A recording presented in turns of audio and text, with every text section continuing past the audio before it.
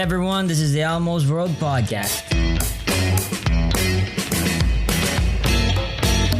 Bringing to you mind-blowing interviews with guests from all over the world.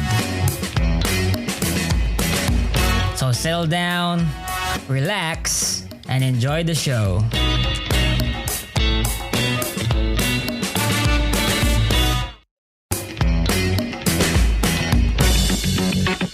Oh yeah, by the way, if you like the podcast, please support Almost World Podcast on Patreon. Your support is what helps the podcast improve more and more.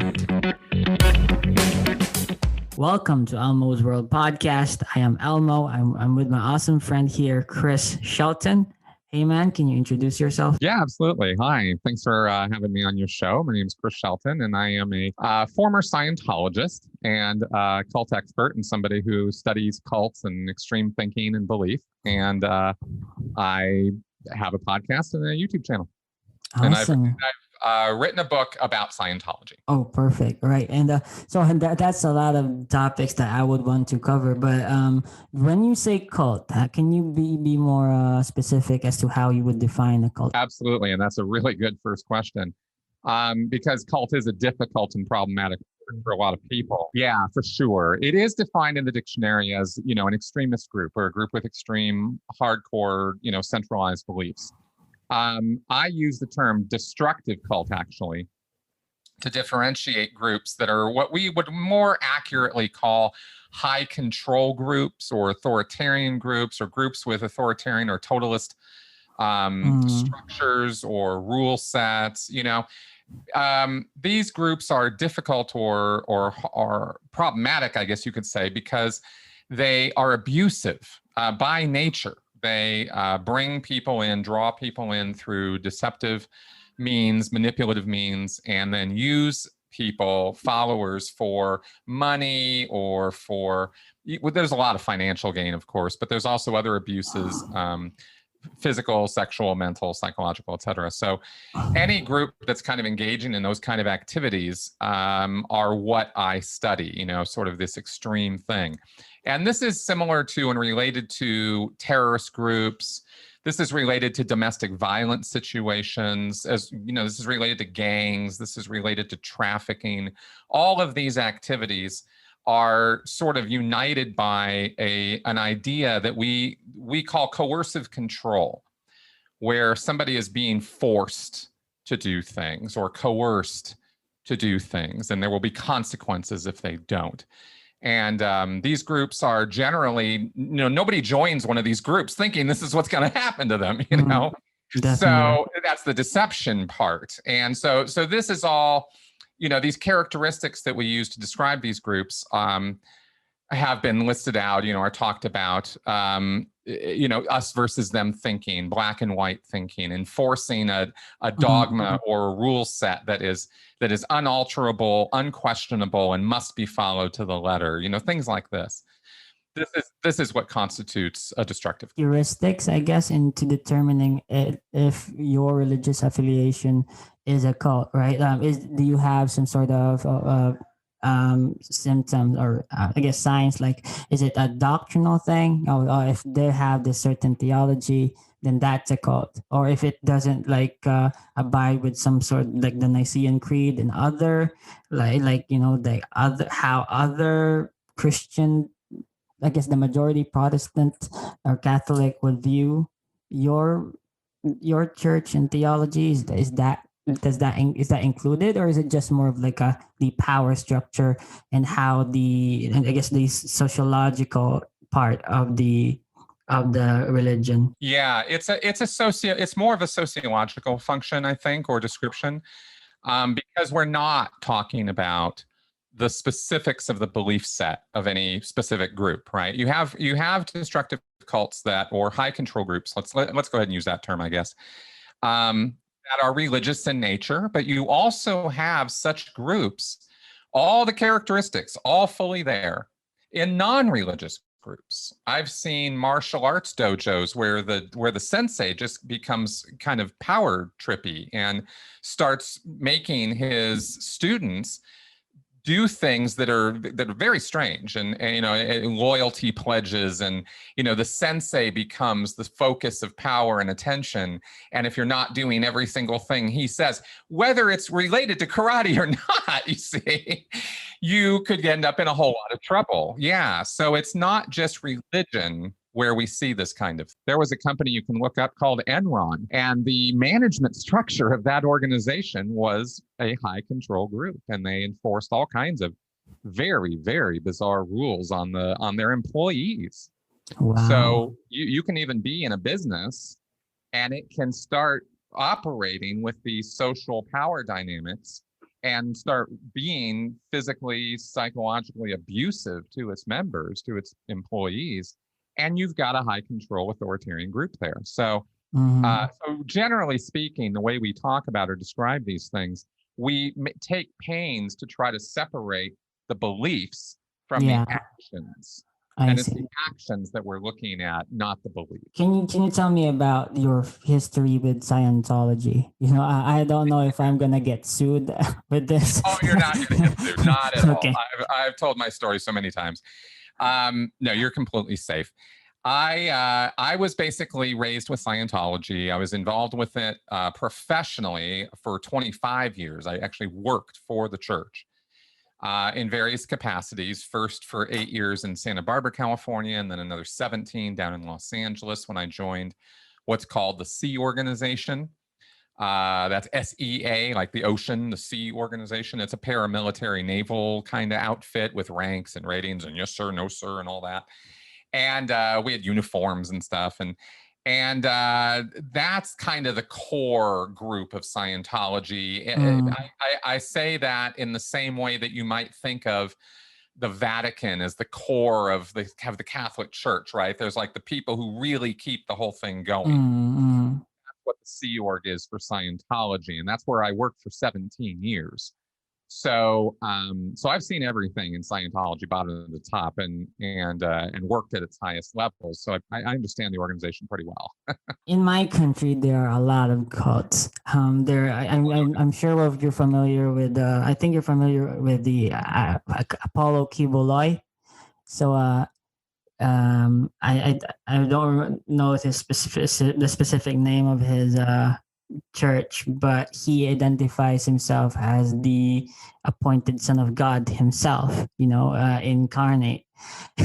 And he has millions of followers and has private jets, mansions, everything. Oh, is this the executive pastor of the Kingdom of Jesus Christ? Exactly. Yeah. I'm just looking this guy up now. Yeah, I've not actually heard of him before, just because there are so many thousands of groups. So yeah, and my question though, right? You know, we are already in the 21st century, but why does this? You know, why do people allow these things to happen to them? Well, because they crave community, because I mean, all the reasons that religion exists is why. I mean, there's community, there's identity, there's comfort, there are answers, there is the promise and hope of salvation or eternal life. There's so many drivers as to why people engage in religious thinking. And there are, like in Germany, I think I've read that they have sort of banned Scientology there, so at least restricted it in a certain way. Yes, Germany has been very. They have not banned it. There are no countries, I believe, except maybe Russia at this point, where Scientology is actually banned. But the German authorities have been very leery of Scientology for a number of years. And the reason has nothing to do with Scientology's beliefs. It has to do with the fact that Hubbard preached a lot of anti-government, anti-establishment kind of stuff. And I see. And the German government's not super comfortable with that because it's perceived as, you know, faux revolutionary, and in a certain light, it could certainly be interpreted that way. So that and the just the litany of abuses that Scientology has been accused of over the years, including in Germany by Germans. Yeah. The government's trying to protect their citizens. So for you, right, as a frontliner, critical thinking, and of course, I would, I do believe you still abide with the freedom of religion, right? Like people are free to believe what they want to believe in a certain, and that right should be protected. But to a certain extent, do you agree with that? That should government sort of prohibit extremist cult? Well, what they need to do is regulate the behavior of these groups, because you cannot and never will be successful at thought policing.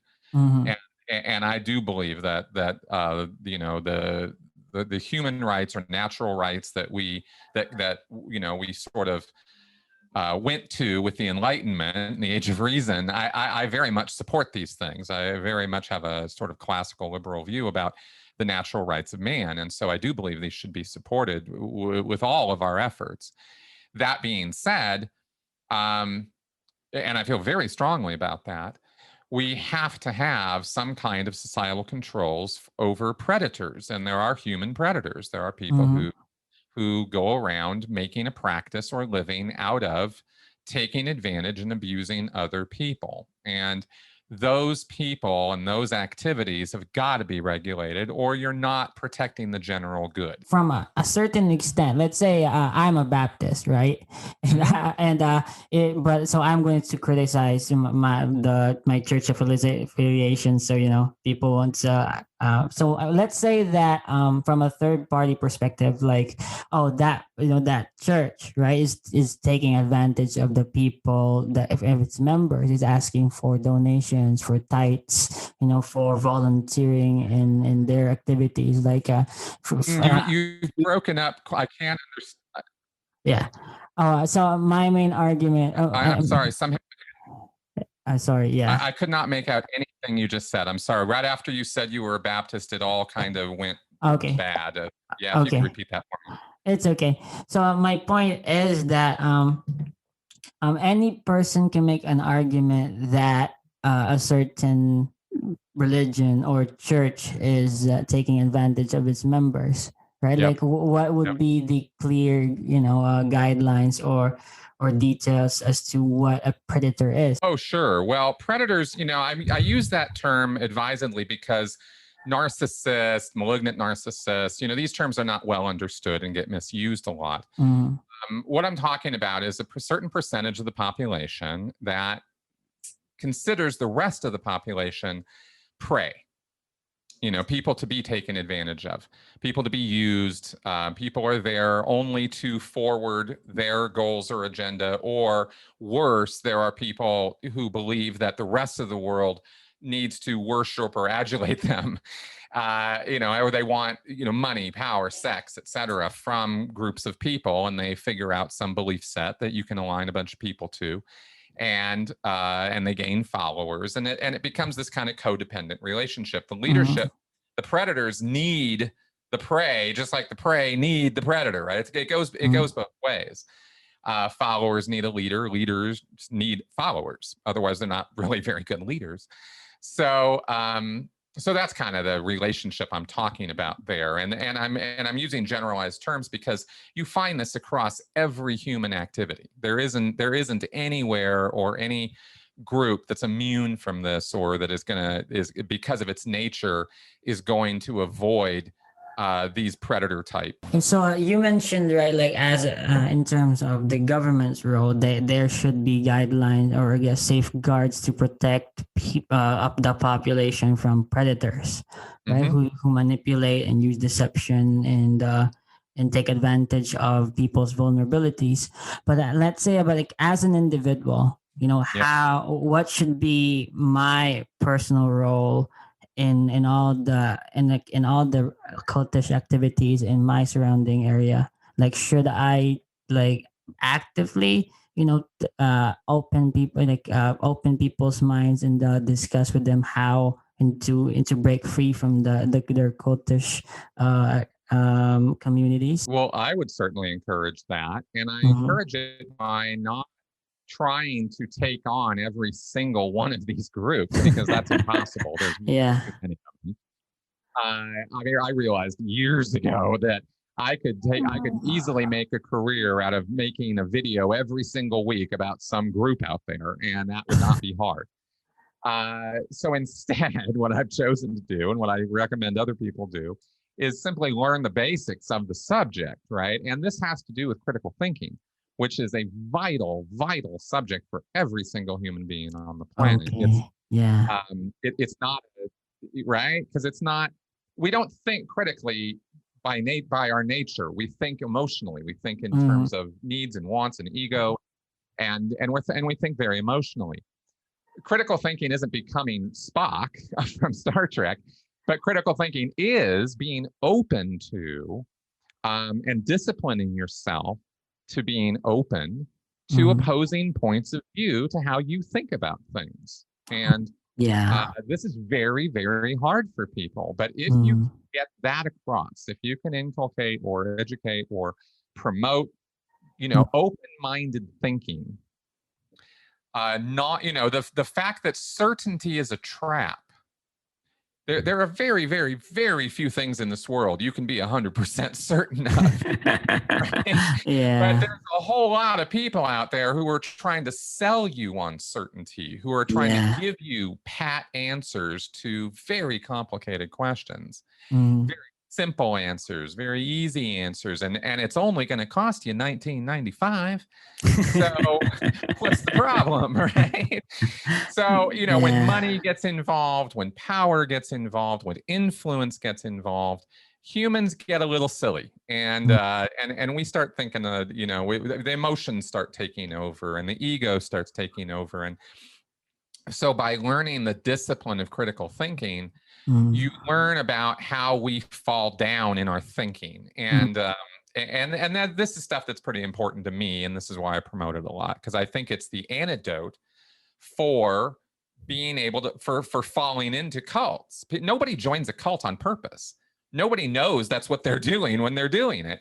But if they applied some more critical thinking, if they thought a little bit more, if they weren't so speedy to sign up because this person is promising them the sun, the moon, and the stars, then we'd see a lot less of this cultic nonsense going on in the world. I'm very curious though, because let's say Islam, right? Like because its culture, its traditions, is very different from, let's say, a normal Western Christian society.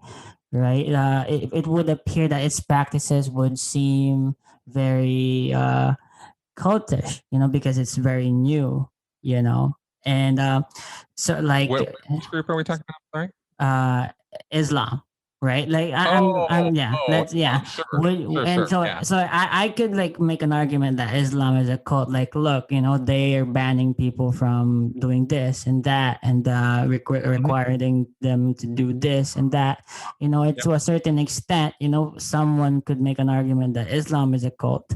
Would you make that same argument? I would not, because Islam is a very, very wide topic that has so many variations to it, that has so much theology and religious theory behind it, that it would be difficult to label the entire thing accurately any more than you could say Christianity is a cult. I mean, there's thousands of denominations, right? So I can instead point to specific groups. The Westboro Baptists are absolutely a destructive cult. There is zero question that these people are out of their minds and are engaged in activities that are outright destructive. These are the people who go to, funerals of soldiers and say, with signs and placards that talk about how God hates fags. So, and excuse my language there, but that's what they have on their signs. I mean, it's just gross. And this is the very least of what they're doing. Fred Phelps was the leader of that group, and his own daughter now speaks out against, his destructive, abusive practices. So that's a group within Christianity that is a destructive cult or a high control group that we can point to with absolute surety that, yeah, that's not a good thing. But to use that group as representative of all of Christianity would be a gross logical fallacy. Not all religion, I guess. Religion is not equivalent to a cult. From your, it's just that it's like cult. It has this power structure of predators taking advantage, and I guess does that mean that it's sort of actually looking inward? Like from like the intent, the genuine intention of some of people or the people in the higher hierarchy of these religions. Like for example, I could be a Scientologist leader and actually genuinely believe Scientology and actually have good intentions, but at the same time, my behavior, my actions actually result to negative effects for people, and it sort of like appears that I'm taking advantage of them, but I actually genuinely have really good intentions. Completely, absolutely. And this is why that old saying about, which I have oft repeated on my channel, by the way, that the road to hell is paved with good intentions. I mean, it's not, it's not a matter, it's not a matter of your intent. It's a matter of what you actually do and the consequences of your actions. I could go to the store in a car with the intent of getting some ice cream for my kid or something, right? And if I hit somebody on the way there, well, I've done a bad thing, right? I didn't intend to do that, but it doesn't change the fact that I still hurt somebody. And whether by accident, hook or crook, you still did it. But with these groups, to be, to be more directed on this, what you have in these groups is a rule set, a dogma, guidelines, whatever, this is what we're supposed to do. This is how we're supposed to act. Sometimes it's written down. Most of the time it is, you have books, holy books, rule books, whatever. These things alone, like by practicing the instruction set, I guess you could say, you're harming people. You're hurting people. It's destructive, right? Whether you intend to or not doesn't really enter into the picture. You are. Scientology auditing, for example, the counseling process that they use. All the Scientologists who learn how to do that auditing and engage in it think that they're doing it because it's a productive, useful, helpful, spiritually rehabilitating activity. But it's not. It instills false memories, it's hypnosis, and it is installing post and pre-hypnotic suggestion, which manipulates people. And it manipulates them in a way that they don't even realize they're being manipulated. So, is the auditor an evil person? Not necessarily, but he's engaged in evil behavior. Yeah. And if they don't, mean by auditing, like their spirit, like allowing sort of spirits to take over your body and stuff like that, right? Well, yeah, auditing is a complicated thing to explain, but basically you're looking for past incidents of stress and trauma, and you're trying to relieve those, and they call those engrams in Dianetics and Scientology. And the theory is that these are the things that are holding you back in life, is these past moments of pain and unconsciousness. And if you go back and recall them and relive them, you will be freed from the trauma of it, and you'll live a better life as a result. Well, that has a certain degree of workability, but the way that Hubbard has gone about it and the way that they do their auditing is entirely destructive of a person's good mental health. So, I'm not sure how else to say that, because it's, and again, I'm just trying to make the argument that the intent of the people involved has nothing to do with the fact that it's still psychologically damaging to the people who do it. And when you mentioned about critical thinking, right, and that it's actually very basic but very hard to do for a lot of people, and I guess that's actually the motive or the main goal of my podcast is I interview people from different perspectives, but you have to, I guess, are you critical of your own perspective? Like, do you Socrates would say a life, and what do you call that? An unexamined life is not worth living. So in a way, I do, and I guess want a lot of my countrymen, to be free of these cults. If they just ask a few questions, right, and actually release themselves from the Dunning-Kruger effect. That's the biggest enemy that a lot of people have. When you mentioned about certainty. So I would like to ask you, Chris, like, what if I am ingrained in a cult and I really, really genuinely believe everything that it's teaching me, because I grew up in this, or I have invested so much in it. How can I sort of start to free myself from the binds? Well, that's a great question. And the answer, of course, is critical thinking, and specifically the discipline of it. Discipline. And I use this word on purpose because it is a discipline. It's something you have to practice. It doesn't come naturally to us. Critical thinking, introspection, the ability to review our own biases, our own prejudices, our own skewed ideas about things, the willingness to learn new things, to be presented with opposing points of view that could be radically, diametrically opposed to everything you believe, and yet you can still take it in and consider it. This is not something people naturally know how to do. Very much the opposite. People normally and organically push back hard on ideas that don't align with theirs or that don't automatically agree with theirs. So it's a skill that you have to learn the same way you would have to train your body to be a black belt in karate. It's not something you just know how to do. You don't watch a couple movies, go home and throw some punches and in the air and think you're a karate master. It just doesn't work that way. But a lot of people, unfortunately, think it does. And it's the same thing with critical thinking. If you're not constantly learning and practicing it, then you're really not going to be able to do it very well.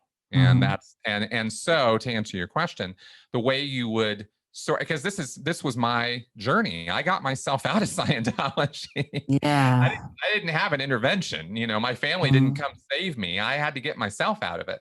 And the way that happened was through questioning, sometimes small questions, and sometimes those lead to bigger questions. And if that's what's necessary, then that's a good thing. You can usually, for somebody who's in an extremist or a hard controlling belief set, it's very, very hard for them to, it takes a great force of will on their part to even begin to start questioning, well, okay, God created the earth in 7 days. I'm just throwing something out here, right? I'm just pulling this up. God created the earth in 7 days. All right. Well, do I have any evidence of that? Is there any proof of that? Is that a true thing? Or do I just sort of believe that because I read it in a book or because somebody told it to me? Like, just examining your beliefs at that level can be quite illuminating. Just asking yourself simple questions like, well, why do I believe what I believe? What is the basis for this? And is this something that I believe because it makes me feel good? Does it make me feel good about myself? Do I feel empowered by this? Is that why I believe this? Or do I, or are there broader purposes? When I was a Scientologist, I truly believed with all my heart that everything I was doing in Scientology was directly helping to save the world. That's a pretty powerful motivator. Yeah. And I went through an awful lot of self-sacrifice and an awful lot of abuse because I believed that what I was doing was for the greater good of everybody. You, me, somebody in Ethiopia. I mean, everybody. Didn't matter who they were. I was directly helping them because I was a Scientologist doing Scientology. Well, it took a little bit of introspection to realize that wasn't true. And there were very few people I was actually helping directly. And actually, I was, telling a lot of lies as a Scientologist. And I had justified it for a lot of years because Scientology was kind of pushing me to tell lies to people. And I thought, well, I'm saving the world, so I have to lie to them. And this is how skewed your thinking can become. is you perfectly acknowledge, yeah, I'm lying, but you know, it's the good thing to do. I'm commanded to do this. I must do this. This is the necessary thing to do.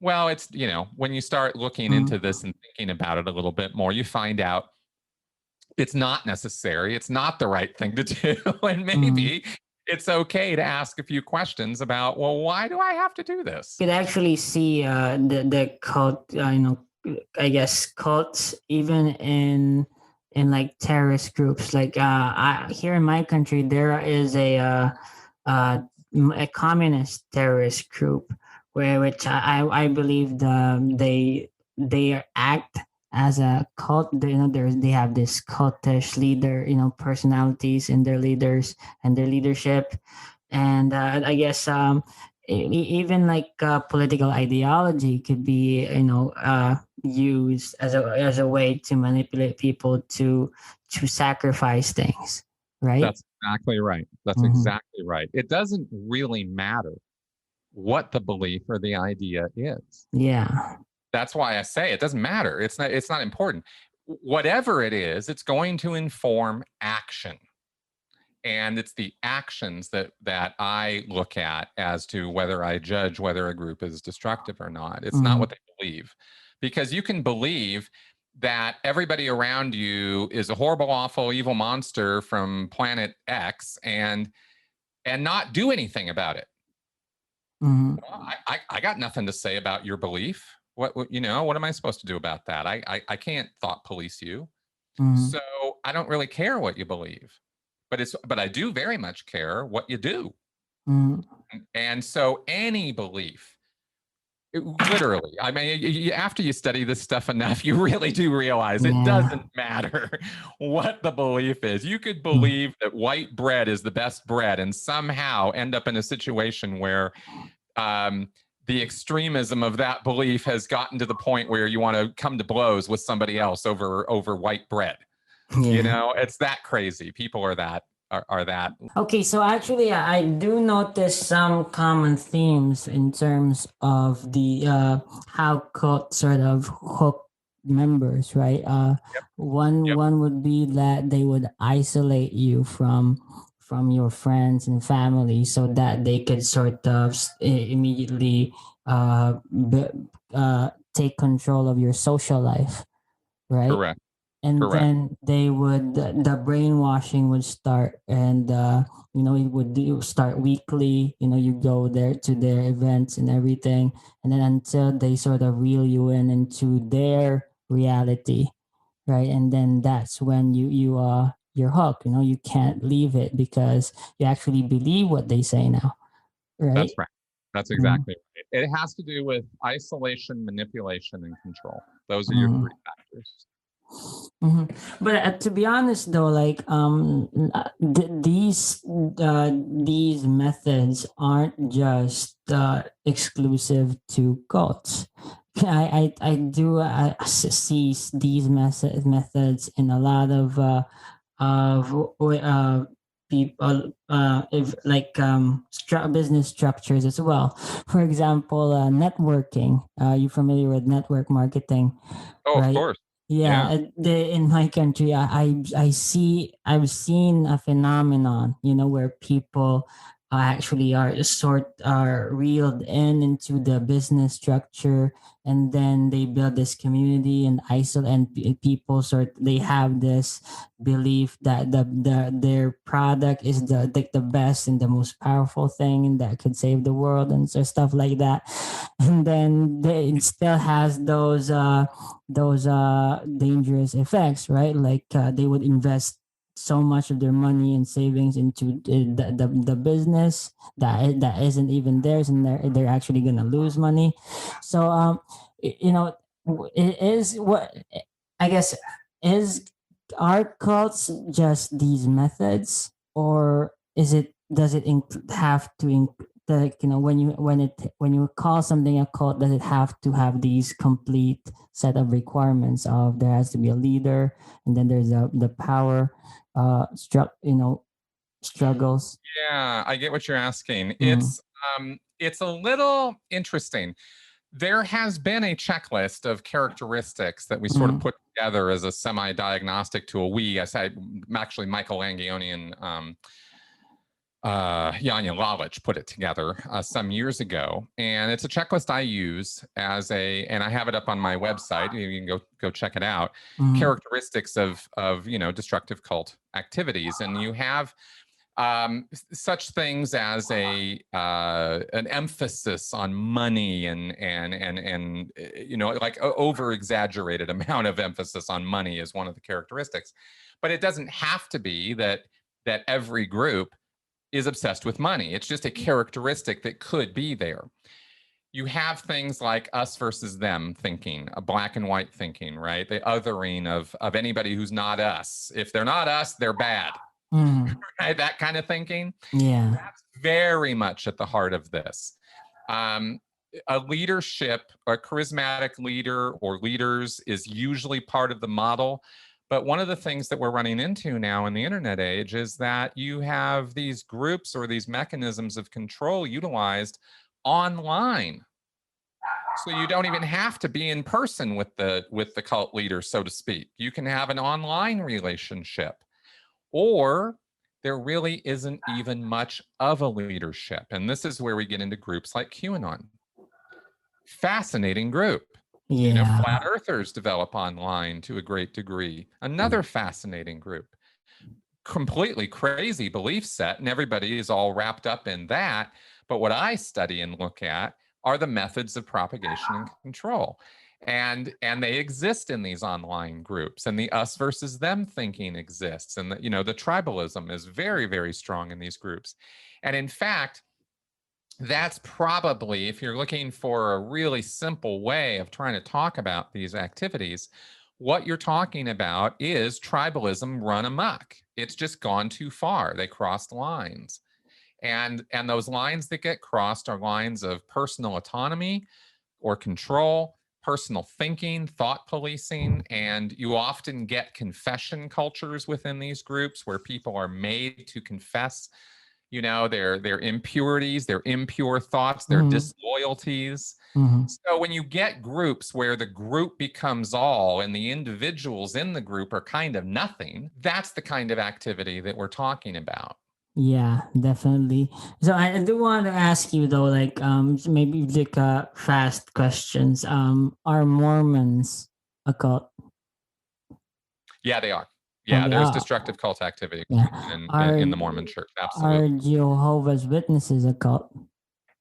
Yeah, that's a destructive cult too. Okay.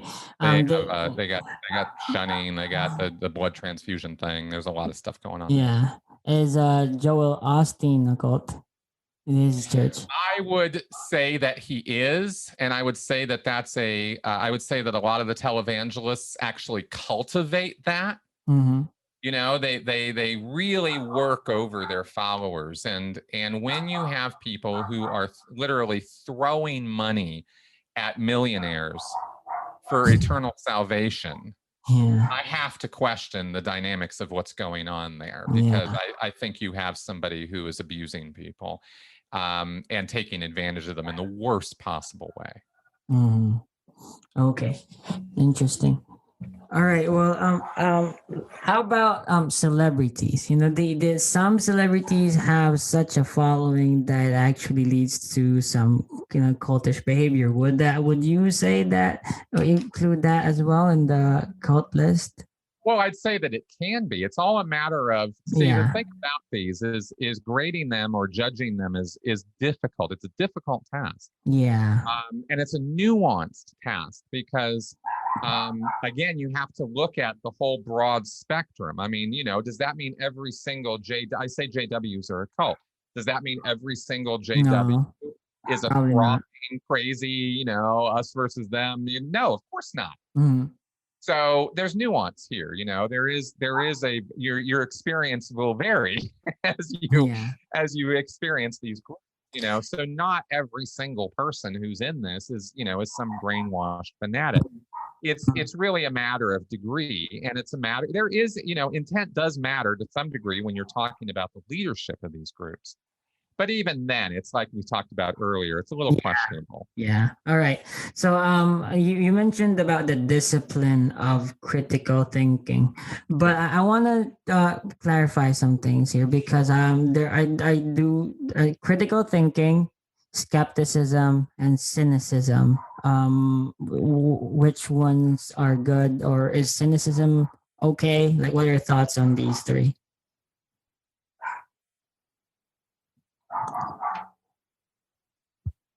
I'm sorry, you broke up quite a bit there. I heard critical thinking and cynicism, and that's all I could make out. All right. Yeah, I'm just kidding. Yeah. Okay. So my question is Chris. Critical thinking, skepticism, and cynicism. You know, to some degree, skepticism requires a good knowledge and good skill set in critical thinking. Yeah. But should we take skepticism to the level of being cynical? Yeah, that's a good question, and one that I have certainly struggled with over the years because I've gotten quite cynical about a couple things because you find out some things. And you have to push back on that, right? Because you don't want to be overly cynical. There is a thing called optimism and there's a thing called pessimism. And if you study this, which I have, then you find that optimists tend to not deal with objective truth well because they have this bias that they want things to work out and they want things to go well as they see it. And so they'll skew their perception or their views of a thing based on that desire, that intent. So, perceptual problems enter in here, and this could be a problem for somebody. We tend to think of optimists as, that's a good thing to do. And of course, I would agree with that because I am kind of optimistic about a great many things.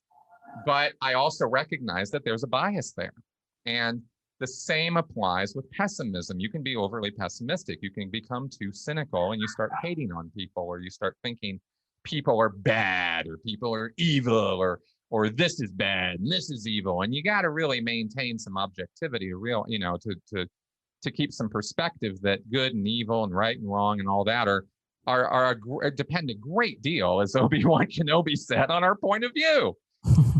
And that's true. That's a piece of truth. So I would encourage people to, if they start going down a cynical road or getting into a cynical mindset, to step back, go look at some flowers, go look at some pretty things for a little while, realize the world's not all ugly and horrible and not everybody's trying to destroy everybody else. And don't let yourself become, overly cynical, but do always be willing to question things. That's the key mantra of critical thinking, is being willing and open to accepting new ideas and asking questions. Mm-hmm. All right, Chris. One last question, Chris, and it's been awesome talking to you, man. I love this, and can you tell me a gist of your views right now? You've been you have dived into critical thinking, religion, even I think probably philosophy as well, and so you. And I believe that you have mastered the discipline of critical thinking. So where has this led you to knowing, understanding the objective truth in the world? Well, thank you for that. Those are very kind words. I would not agree with you that I have mastered the discipline of it. I think I only talk accurately about it, but it's a lifelong goal. I'll analogize it to martial arts because it's really good that way. You can get competent, but true expertise is a lifelong activity. And I would say the same with critical thinking. It's not a plateau you arrive at. It's a path that you're taking for the rest of your life. That being said, I think that I struggle a lot with belief, with abusive situations people get themselves into because of belief. Religion is a difficult topic at best. Faith is a difficult topic at best. You can't really talk about it in terms of truth and false, right and wrong, because it's much more nuanced than that. And some of these terms, like truth, doesn't really apply when it comes to faith. Faith is belief. It's not about facts and evidence and reason and critical thinking. So these two worlds clash up against each other all the time. And that's something I still struggle with a great deal, is how to talk about that, how to think about that. History as well. History is very problematic. You can look at history through so many different lenses. What's good critical thinking when it comes to that? Well, it's being willing to look at it from lots of different perspectives, not fixating on only one, and then thinking that's the only right way to do it. And I think that's where most people get into trouble, is they start thinking that their way is the best way or the only way. And I can tell you, if there's one absolute truth I've learned, it's that no one has absolute truth. Yeah. And that there's a great deal to be learned by paying attention to what other people have to say, and I think that's I think ultimately that's a good thing. And I think that's how we make progress. And I think that's what, our evolution has been all about, is trying to make progress and make things better for everybody. And I think critical thinking is a key tool to get us there. All right. Awesome. Well, Chris, is there, can you, your YouTube channel, right? Can you talk about that before? Sure. Yeah. Yeah. Well, my YouTube channel is my name, Chris Shelton. And I love talking about this stuff. I have I have a podcast where I discuss lots of interesting things with people about just like the conversation we're having here right now. Awesome. Okay, then, Chris, thank you so much for taking time to go on the interview here. It's been awesome, and I really enjoyed this, man. I learned so much. Have a great day, bro. So that's the end of it. Thanks for tuning in, guys. This is your host, Elmo Ador Jr. And thank you for listening in. And please subscribe. Please follow us on Facebook. Please follow this. Please. Thanks.